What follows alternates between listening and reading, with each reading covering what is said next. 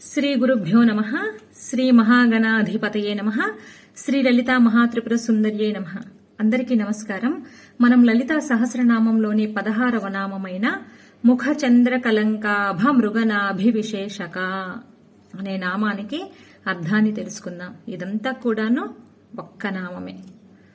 ఇవాళ చమత్కారం ఏమిటి అంటే మనం అర్థం తెలుసుకోబోతున్న నామము 16వ నామము.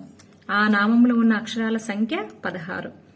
అంతేకాకుండా 16 కళలతో నిండుగా వెలిగిపోతున్న చంద్రబింబం వంటి ముఖము కలిగిన ఆ తల్లి యొక్క బొట్టును గురించి మనం తెలుసుకోబోతున్నాం. ఈ నామానికి అర్థం ఏమిటి అంటే లలిత అమ్మవారు తన ముఖం అనే చంద్రబింబములో సహజంగా ఉన్న మచ్చ వంటి బొట్టును ధరించి దివ్యంగా వెలిగిపోతున్న తల్లి అని అర్థం. అమ్మ ముఖము చంద్రుని వంటిది. ఆమె చంద్రకళా స్వరూపిణి.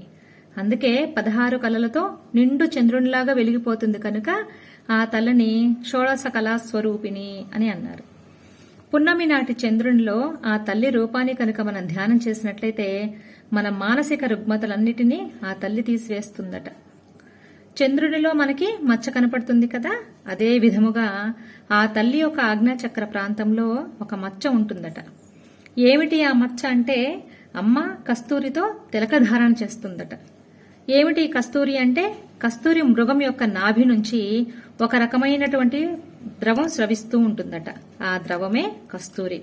అది ఎంతటి అద్భుతమైన సుగంధాన్ని కలిగి ఉంటుందంటే అమ్మ ధరించిన తర్వాత ఆ కస్తూరి నుంచి వచ్చే సుగంధాలు అన్ని దిగంతాలకి అంటే మణిద్వీపం అంతా కూడా వ్యాపించిపోయాయట. అంతటి విశేషము కలిగిన కస్తూరితో అమ్మవారి ముఖం ఎప్పుడు ప్రకాశిస్తూ ఉంటుందట. అమ్మ వదనమంతా కూడా శంభు యొక్క తేజస్తో వెలిగిపోతుంది కదా. మరి నిత్యము కూడా అమ్మ ఏమరపాటు అనేదే లేకుండా ఎప్పుడు కూడా తిలక ధారణతోనే ఉంటుందట. మరి ఆమె ఆది ముత్తైదు కదా. సువాసిని స్త్రీల యొక్క లక్షణమే ఎప్పుడూ తిలకాన్ని ధరించటం. ఎప్పుడు కూడా ముఖాన బొట్టు అనేది లేకుండా భర్త దృష్టికి పరుల దృష్టికి స్త్రీ కనపడకూడదు అనే విషయం అమ్మ నుంచి మనం గ్రహించాలి. స్త్రీలు అనే కాదు, పురుషులు కూడా ఖచ్చితంగా కుంకుమ బొట్టును విధిగా ధరించాలట.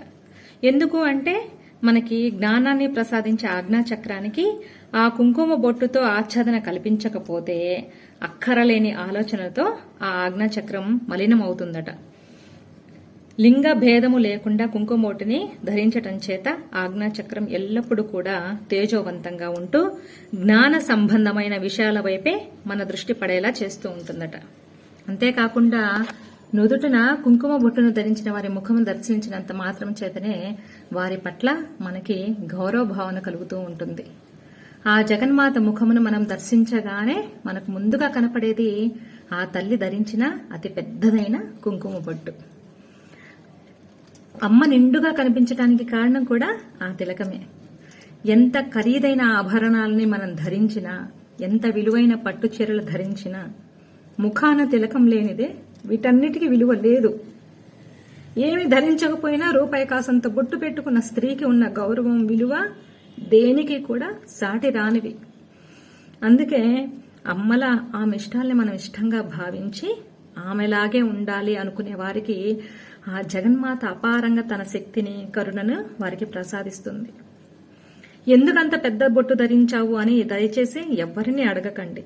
అది వారికి అమ్మ ప్రసాదించిన అతి గొప్పదైన బహుమతి. అమ్మాయిని చూడగానే అమ్మ అనే గౌరవం రావాలి, కానీ అక్కరలేని పోకడలతో మన విలువని మనం ఎప్పటికీ కూడా దిగజార్చుకోకూడదు. అమ్మ ఇచ్చే సందేశం కూడా ఇదే. ఆ జగన్మాత ఈ జగత్తుకు ఒక పెద్ద ఉదాహరణ. ఇప్పుడు పరిభాషలో చెప్పాలంటే ఆ తల్లి ఒక పెద్ద రోల్ మోడల్ మనందరికీ కూడా. కుంకుమ ధరించడానికి అర్హులు కానివారు అంటే వైధవ్యం ప్రాప్తించిన వారు కుంకుమకు బదులుగా విభూతిని ధరించవచ్చు. మరొక నామంతో మళ్ళీ కలుద్దాం. సర్వం శ్రీ జగదంబ పాదార విందార్పణమస్తు. స్వస్తి.